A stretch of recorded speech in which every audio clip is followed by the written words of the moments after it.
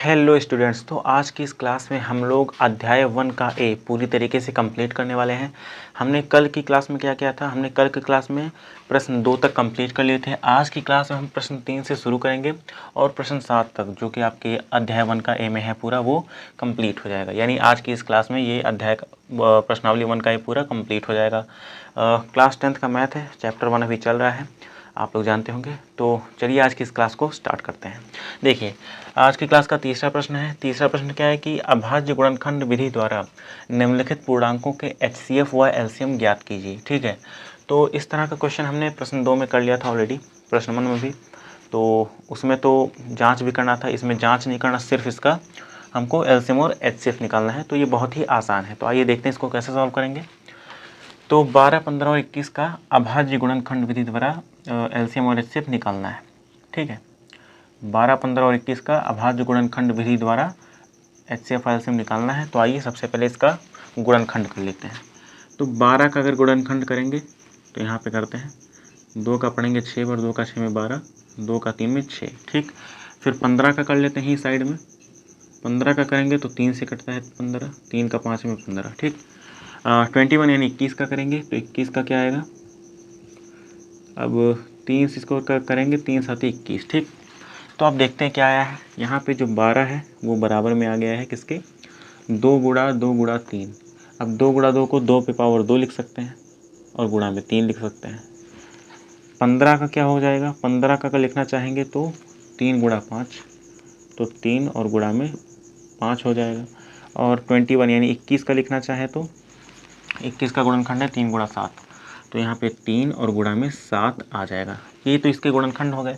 अब यहाँ पे HCF और LCM निकालना है। तो ये देखते हैं, यहाँ सबसे पहले HCF निकालते हैं। तो HCF यहाँ लिखेंगे HCF ऑफ 12, 15, 21। इसका क्या आ जाएगा HCF। अब देखिए तीनों में कॉमन क्या है, जो तीनों में हो ऐसी कौन सी संख्या है, तो 3 इसमें भी है, 3 इसमें भी है, 3 इसमें भी है। सबसे छोटी घात हमको लेनी होती है जो कॉमन होता है। तो अब सबकी घात एक ही है तो छोटी भी एक ही होगी और बड़ी भी घात एक ही होगी।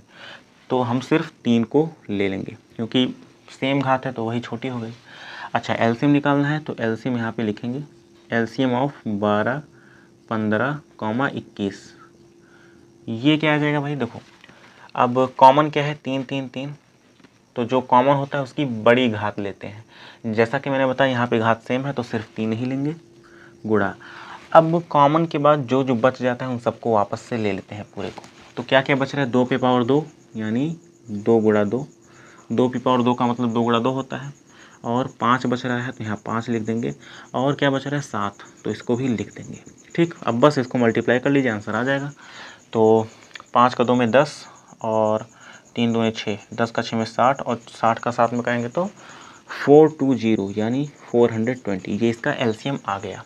तो बस HCF और LCM निकालने थे। तो फाइनली इसको आप रेक्टेंगुलर बॉक्स में बंद कर दीजिए ताकि सीधा सीधे ये विजिबल रहे। ठीक है, बस ये आपका राइट आंसर हो गया। बस इतना ही काम करना था। तो अब आइए दूसरा प्रश्न देख लेते हैं क्या है। तो दूसरा प्रश्न है 17, 23 और 29 का निकालना है और तीसरा यहाँ पे है 8, 9 और 25 का निकालना है।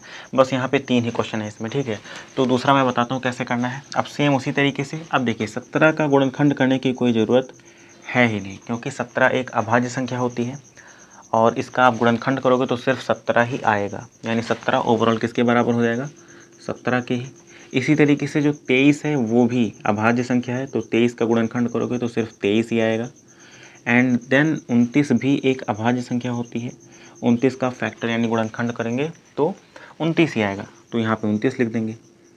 ठीक है, ये थोड़ा सा अलग क्वेश्चन आपको लग सकता है बट ये भी बहुत इजी है। तो सेम अब HCF निकालना है इसका, तो यहाँ पे लिखेंगे HCF ऑफ 17, 23 एंड 29। ठीक है, 17, 23 और 29 का HCF। अब ध्यान से देखिए, क्या तीनों में कुछ कॉमन दिख रहा है, तीनों में कुछ कॉमन दिख रहा है। आप कहेंगे सर बिल्कुल नहीं दिख रहा, कुछ तो भी नहीं दिख रहा है। 17 है, यहाँ 23 है, यहाँ 29 है, सारे अलग अलग हैं। जब कुछ कॉमन नहीं होता है तो 1 कॉमन होता है हमेशा, क्योंकि सबके गुणा में 1 तो लिख ही सकते हो ना आप, गुणा में 1, गुणा में 1, गुणा में 1। 29 का 1 में 29, 23 का 1 में 23, 17 का 1 में 17, आंसर तो उससे बदलेगा नहीं। यानी 1 हमेशा कॉमन होता है। अब देखो 1 तीनों में आ गया, तो यहाँ पे 1 हम कॉमन ले लेंगे, यानी HCF जो आ जाएगा हमारा वो 1 आ जाएगा। इसको 1 को लिखना नहीं है, ठीक। चलिए अब एलसीएम निकालते हैं। तो एलसीएम यहाँ पे आप निकालोगे जब, तो यहाँ लिखोगे 17, 23 और 29 का, जो कि बराबर आ जाएगा। अब देखो कॉमन कुछ नहीं है, 1 है तो 1 लिखने की ज़रूरत नहीं है, तो जो कॉमन है वो तो लिखते हैं, जो कॉमन नहीं है उसको भी लिखते हैं। तो जो बचा है सीधे सीधे उसको लिख दीजिए। 17 है गुणा में 23 है और गुणा में 29 है। कॉमन 1 है, 1 भी लिख सकते हो, तो 1 गुणा करोगे तो वही सेम रहेगा, इसलिए इतने को, अब इतने को गुणा करिए, जो आंसर आ जाएगा वो एलसीएम हो जाएगा। तो इतने को गुणा करने पर कितना आ रहा है देख लेते हैं एक बार। तो इसका गुणा करने पे आया है 11, 33, 9, ठीक है। तो ये आपका राइट आंसर हो जाएगा। तो इसको हम बॉक्स इस पे बना देते हैं। तो HCF जो हमारा आया है वो आ गया है 1, ठीक। और जो एलसीएम निकल के आया है वो आया है 11,339। तो ये हमारा राइट आंसर हो जाएगा। अब हमारा जो ये तीसरा प्रश्न है ये आपको होमवर्क में दे रहा हूँ, क्योंकि सेम ही है, इसमें कुछ अलग नहीं है, बल्कि ये आसान ही है। तो इसको एच लेवल से आप करिएगा, और हो सके तो कमेंट में इसका आंसर भी जरूर दे दीजिएगा, ठीक है। तो तीसरा प्रश्न यहीं पे समाप्त होता है। अब देखते हैं हमारा चौथा प्रश्न क्या है, तो आइए देखते हैं उसको। प्रश्न 4 है कि यदि HCF 306,657 बराबर दिया है 9 दिया है, तो LCM 306 और 657 का ज्ञात कीजिए। यानी इन दो संख्याओं का HCF हमको दे रखा है 9 और इन्हीं दो संख्याओं का हमको LCM ज्ञात करना है। अब आप चाहे तो किसी भी विधि से कर सकते हैं। आपको LCM निकालना है, नॉर्मल इनका गुणनखंड आप करेंगे जैसे मैंने बताया, और उनका LCM निकाल लेंगे। बट क्या ये तरीका यहाँ पे परफेक्ट बैठेगा? इसका आंसर है बिल्कुल नहीं। अगर आपको इसने HCF दे रखा है और दो संख्याएं दे रखी हैं, तो हमको सीधी सी बात है वही फार्मूला लगाना होगा जो मैंने आपको बताया हुआ है। आइए देखते हैं। तो सबसे पहले हम यहाँ पे लिखेंगे कि दिया है, क्या दिया है उसको लिख लेते हैं। यहाँ पे लिखेंगे दिया है, दिया है क्या दिया भाई साहब, HCF, यही पूरा लाइन लिखेंगे। HCF ऑफ 306,657 बराबर है 9 के। तो इतना पूरी लाइन यहाँ पे लिखनी पड़ेगी, तो ये लिखते हैं यहाँ पे।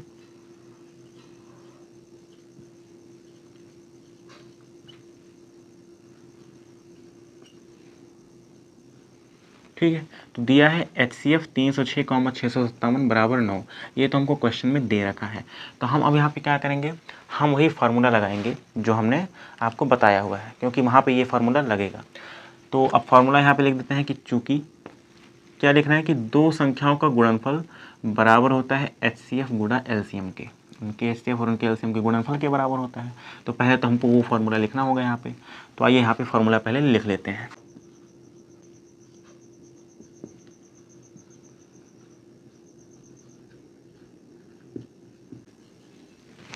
ठीक है, हमने फार्मूला लिख दिया है। अब फार्मूले में बस हमको वैल्यू पुट करनी है। तो दो संख्याओं का गुणनफल, संख्याएं कौन सी हैं आपको सीधे दिख रहा है भाई साहब, 306 और 657, यही तो दोनों संख्याएं हैं। तो इनको लिखते हैं यहाँ पे। तो 306 और 657 दो संख्याओं का गुणनफल करना है। हम फार्मूले के हिसाब से कर रहे हैं, अपने मन से कुछ नहीं कर रहे हैं। फार्मूला क्या कहता है कि अगर कोई दो संख्याएं हैं और उनका HCF और LCM दिया है, तो उन दोनों संख्याओं का गुणनफल उनके HCF और LCM के गुणनफल के बराबर होगा। इसको यूज़ में कैसे लेते हैं, इसी तरीके से। अब यहाँ पे दो संख्याएं हैं और यहाँ पे HCF और LCM, यानी टोटल 4 टर्म हैं। 4 में से आपको 3 दिया होगा और 1 पूछ लिया जाएगा। जैसे इस क्वेश्चन में दो संख्याएं दे रखी हैं, इनका HCF दे रखा है, तो LCM पूछा है। हो सकता है किसी क्वेश्चन में दे दें, दो संख्याएं दे दें, उनका LCM दे दें, HCF पूछ ले। या ऐसा भी हो सकता है कि HCF दे दे, LCM दे दे और एक संख्या दे दे और दूसरी संख्या पूछ ले। तो इस तरह से कई क्वेश्चन इस पे बन सकते हैं, इवन बनते हैं, बोर्ड में आते भी हैं। तो कोई 3 वैल्यू देगा और चौथा आपसे पूछ लेगा। तो उस तरह के किसी भी क्वेश्चन को सॉल्व करने के लिए आप इसी फॉर्मूले का यूज़ करेंगे, ठीक। अब इनके HCF हमको दे रखा है 9 और गुणा में LCM निकालना है। 9 को इस तरफ भेजेंगे तो यहाँ पे आ जाएगा अपना 306 गुणा में 657 और बटे में 9 और बराबर में LCM। 9 यहाँ गुणा कर रहा था, इधर आके भाग कर रहा है, ठीक। इसको काट देंगे तो यहाँ पे कट जाएगा बड़े आराम से। देखिए यहाँ पे 9 का 3 में 27, 3 बचा, 9 चौक 36, 34 आ गया यहाँ पे, ठीक है।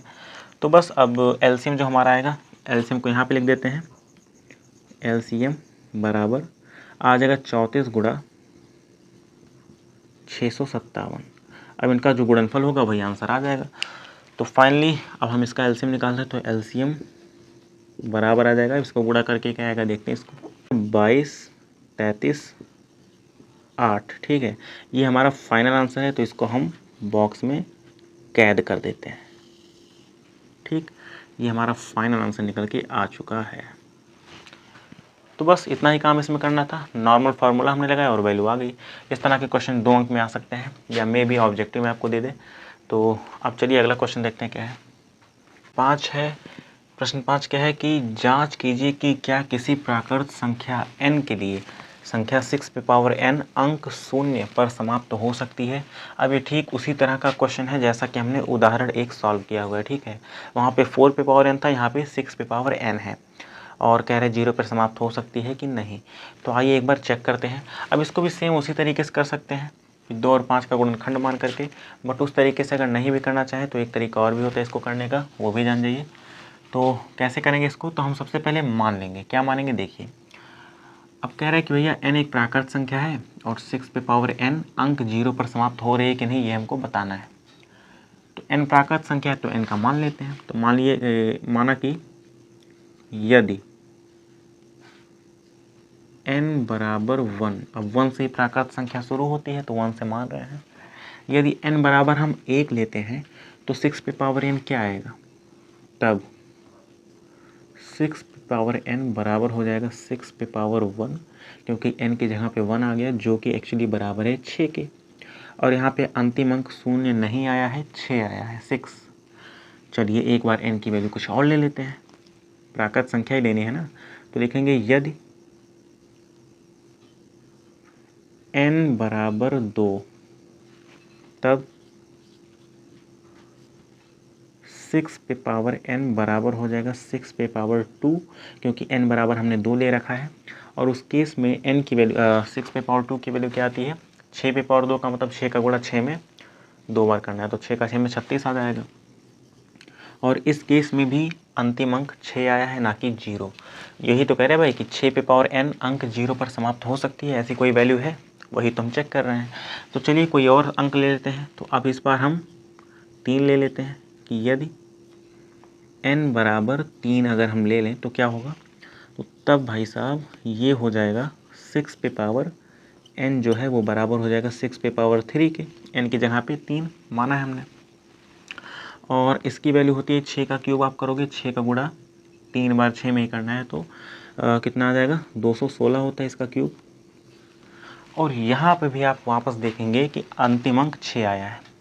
अब इस बात को ध्यान दीजिएगा कि 6 पे पावर कुछ भी हो, अंतिम अंक हमेशा 6 ही आता है, ये फिक्स है। तो अब सीधी सी बात है कि यहाँ पे हम लिखेंगे, अब क्या लिखेंगे वो देखते हैं। तो आगे लिखेंगे हम कि इस प्रकार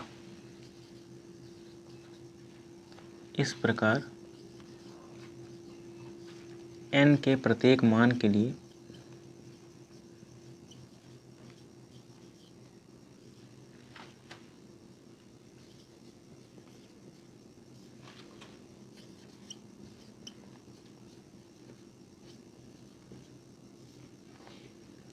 n के प्रत्येक मान के लिए जहाँ पे n प्राकृत संख्या होनी चाहिए, ये क्वेश्चन में भी कहा है, तो हम यहाँ पे भी लिख देंगे कि जहाँ n एक प्राकृत संख्या है, जहाँ n belongs to capital N। अब इसको शॉर्ट में लिखने का तरीका यही है कि n एक प्राकृत संख्या है, इसको शॉर्ट में लिख रहे हैं कि n कैपिटल N मतलब होता है प्राकृत संख्याओं का समुच्चय। तो जो n है वो प्राकृत संख्याओं से बिलोंग करता है, शॉर्ट में लिखने का तरीका है बस। ठीक, तो भाई इस प्रकार n के प्रत्येक मान के लिए जहाँ n प्राकृत संख्या है, 6 पे पावर n हमेशा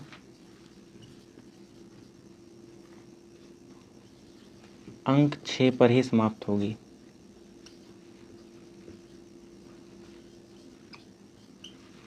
अंक 6 पर ही समाप्त होगी।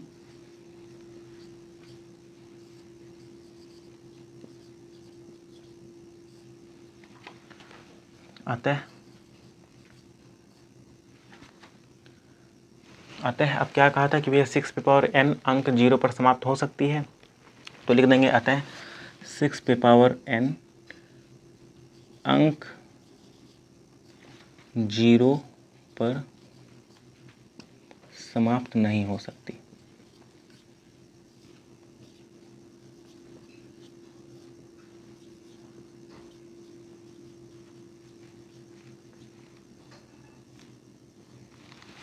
ठीक है, तो बस ये हमारा यहाँ पे आंसर आ गया। तो हमने क्या किया, देखिए कहा था कि जांच कीजिए कि क्या किसी प्राकृत संख्या n के लिए 6 पे पावर n अंक 0 पर समाप्त होती है। ओवरऑल इसने कहा था कि भाई 6 पे पावर कोई सी भी प्राकृत संख्या ले लो 6 की घात में, क्या जो आंसर आएगा उसका लास्ट जो अंक है, लास्ट वाला डिजिट है वो 0 आएगा।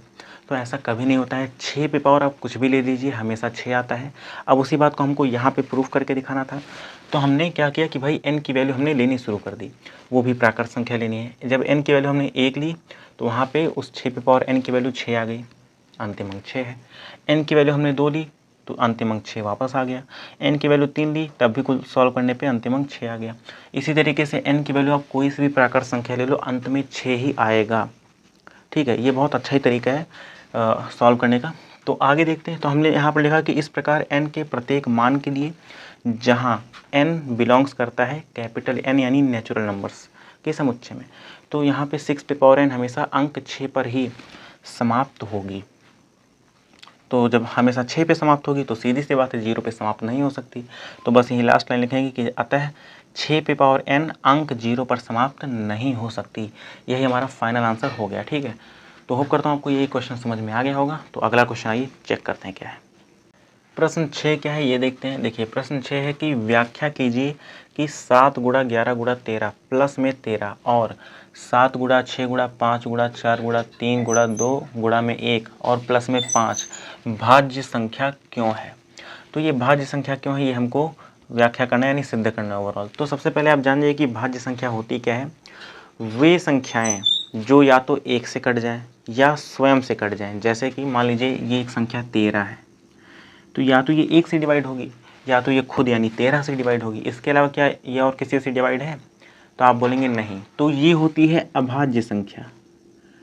तो भाज्य संख्या क्या होती है, भाज्य संख्या वही होती है कि 1 से कट जाए, खुद से भी कट जाए, इसके अलावा कम से कम एक नंबर से और भी कट जाए। ठीक है, ज़्यादा और अधिक नंबर से भी कट सकती है, 3 से और ज़्यादा से कट जाए, 4 अंक से कट जाए, 5 नंबर से कट जाए, लेकिन कम से कम 3 अंक से विभाजित होनी चाहिए। पहला तो 1 से, दूसरा खुद से, और इसके अलावा किसी एक नंबर से तो कम से कम डिवाइड हो जाए, तो उस संख्या को हम भाज्य संख्या कहते हैं। अच्छा, यहाँ पे कई संख्याओं से भी डिवाइड हो सकती है, कोई दिक्कत नहीं है। तो आइए इसको देखते हैं। तो यहाँ पे हमको दिखाना है कि भाई ये भाज्य संख्या है और ये भी एक भाज्य संख्या है। तो सबसे पहले यहाँ लिखते हैं भैया दिया है, क्या दिया है वो चीज़ लिख लेते हैं। सबसे पहले लिखेंगे दिया है।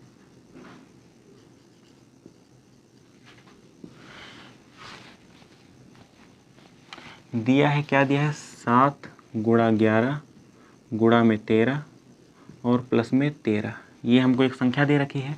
तो हमको देखना है भाई इसमें कुछ कॉमन है, कुछ उभयनिष्ठ है। आप ध्यान से देखोगे प्लस या माइनस के चिन्ह से टर्म अलग अलग होते हैं, पद अलग अलग होते हैं। ठीक है, जिसमें हम कॉमन ले सकते हैं। तो प्लस के इस तरफ भी 13 हमको दिख रहा है और प्लस के इस तरफ भी 13 दिख रहा है, यानी 13 यहाँ से कॉमन आ जाएगा। 13 कॉमन ले लेंगे तो यहाँ बचेगा 7 गुणा में 11, 13 तो चला गया, प्लस में यहाँ से 13 गया तो 13 1 13, 1 बचा। ओवरऑल यहाँ पे 13 जो है उभयनिष्ठ आ गया, यानी कॉमन आ गया। अगर ये कॉमन आया है इसका सीधा सा मतलब है कि ये संख्याएं 13 से भी कट रही हैं, तो उभयनिष्ठ आ गया, मतलब तीसरी संख्या यहाँ पे कॉमन आ गई। इसका सीधा सा मतलब है कि भाई साहब ये भाज्य संख्या है। अब यहाँ पे लिखेंगे कि चूंकि यहाँ संख्या 13 उभयनिष्ठ है,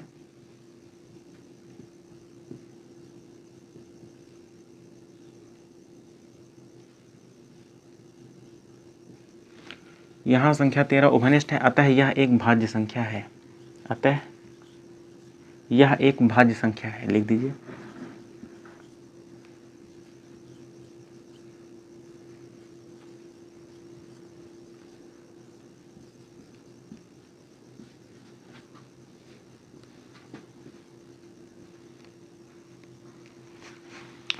ठीक है, अतः यह भाज्य संख्या है, ये हो गया। अब दूसरा वाला चेक कर लेते हैं। तो यहाँ पे लिखेंगे तथा, अब इसको ब्लैक से लिख देते हैं। यहाँ पे लिखेंगे तथा दूसरी संख्या को चेक कर लेते हैं भाई।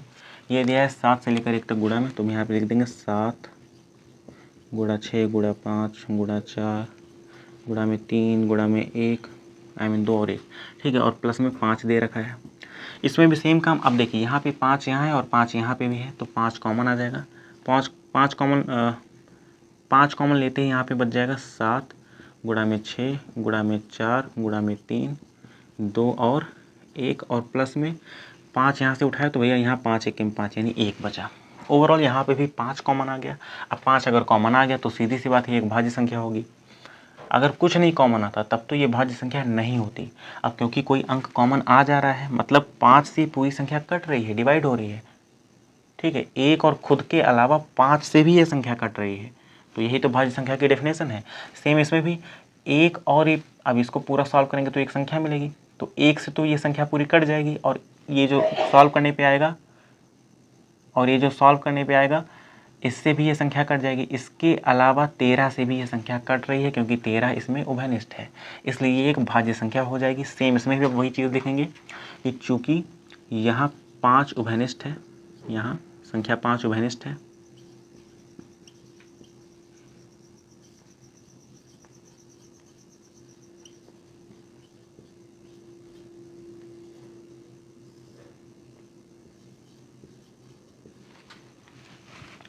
अतः यह एक भाज्य संख्या है। अतः यह भी एक भाज्य संख्या है।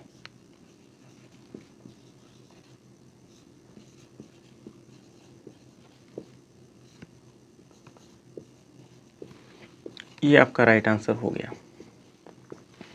ठीक है, कुछ करना नहीं था, बहुत आसान सा क्वेश्चन था। ठीक है, तो होप करता हूँ आपको प्रश्न चाहिए समझ में आ गया होगा। अब इस जो प्रश्नावली 1 का ए है, इसका लास्ट क्वेश्चन देखते हैं, जो कि प्रश्न 7 है।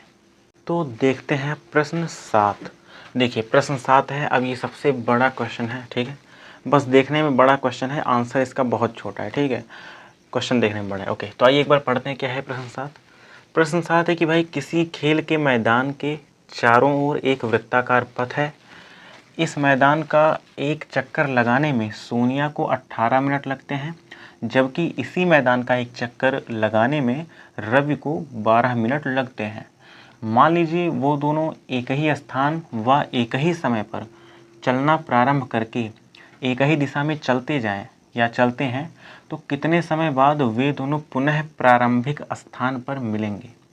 ठीक है, तो ये क्या कह रहा है, मैं आपको एक डायग्राम से बना के समझाने की कोशिश करता हूँ।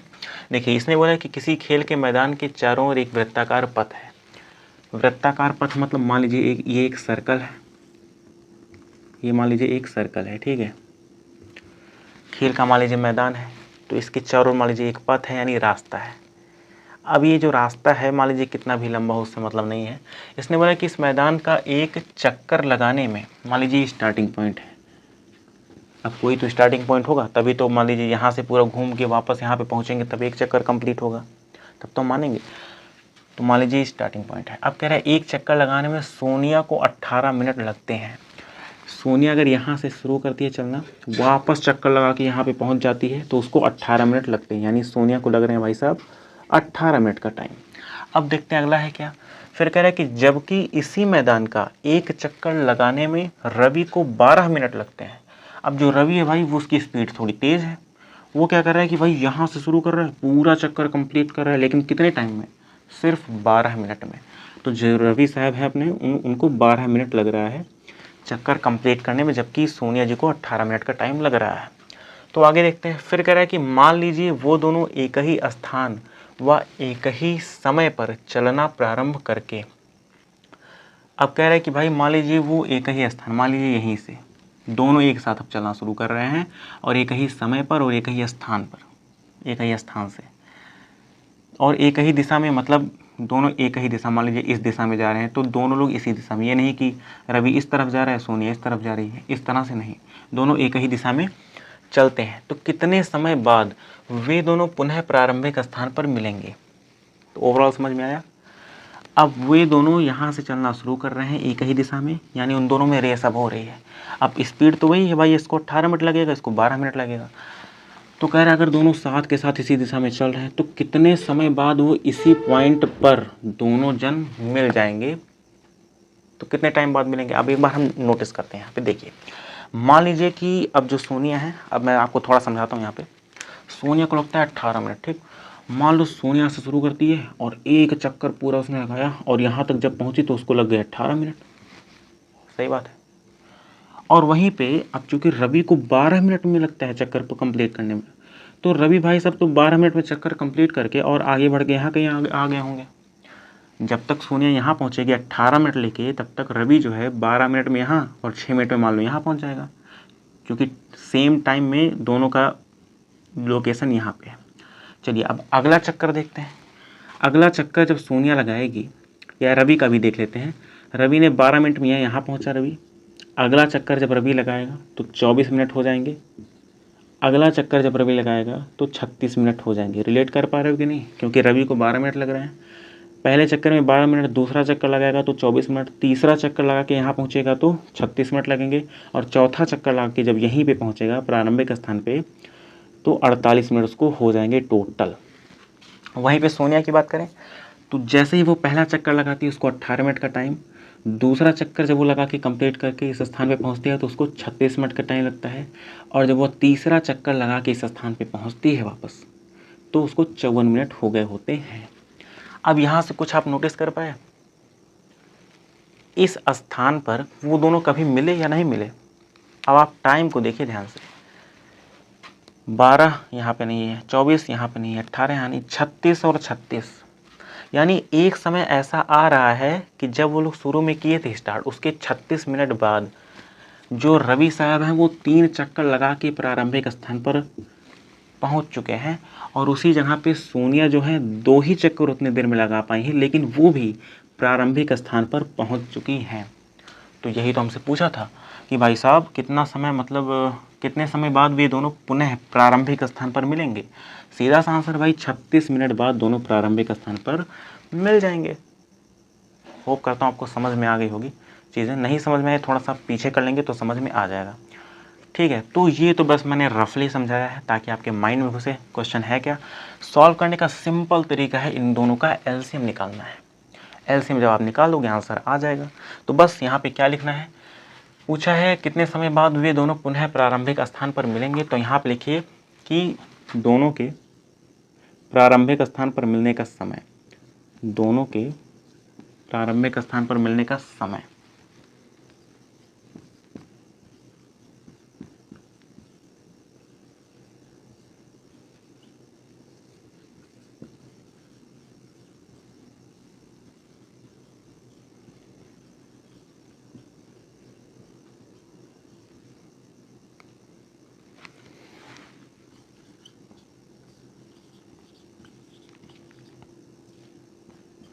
दोनों के प्रारंभिक स्थान पर मिलने का जो समय है वो बराबर हो जाएगा एलसीएम ऑफ 18 और 12, यानी 18 और 12 का एलसीएम, जो कि यहाँ पे आप निकाल दीजिए साइड में।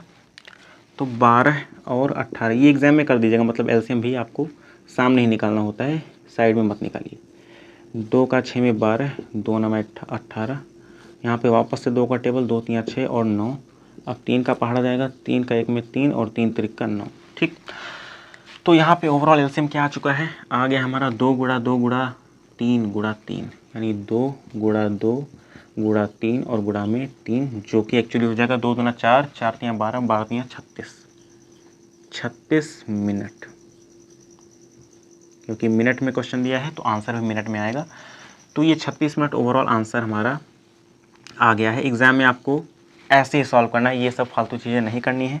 वो फालतू चीज़ें हैं बट वो समझाने के लिए बेस्ट है, आपको समझाने के लिए, ठीक। तो ये हमारा राइट आंसर हो जाएगा, यहाँ पे लिख देंगे आंसर। तो होप करता हूँ आपको ये प्रश्न साथ समझ में आ गया होगा। प्रश्न बड़ा था, इसको यहाँ पे समझाने में बस टाइम लगा है। सॉल्व आपको ऐसे करना है जो कि बहुत ही आसानी से हो जाएगा, और आप देख सकते हैं कि कितने आसानी से ये सॉल्व हो चुका है। तो आज की क्लास यहीं पे समाप्त होती है और आपका जो प्रश्नावली 1 का ए था वो यहाँ पे समाप्त हो गया। अब कल की क्लास में हम लोग प्रश्नावली 1 का बी स्टार्ट करेंगे, उसका जो इंट्रोडक्शन होगा या उदाहरण वगैरह ये सब हम सॉल्व कर रहे होंगे या उसको सॉल्व करवाएंगे, ठीक है। तो कैसी लगी क्लास आप ज़रूर बताइए, और कैसी चल रही है आपकी पढ़ाई वो भी बताइए, और जो HW मिला है उसका आंसर आप ज़रूर दीजिएगा, ठीक है। तो फिर मिलते हैं आपसे अब कल।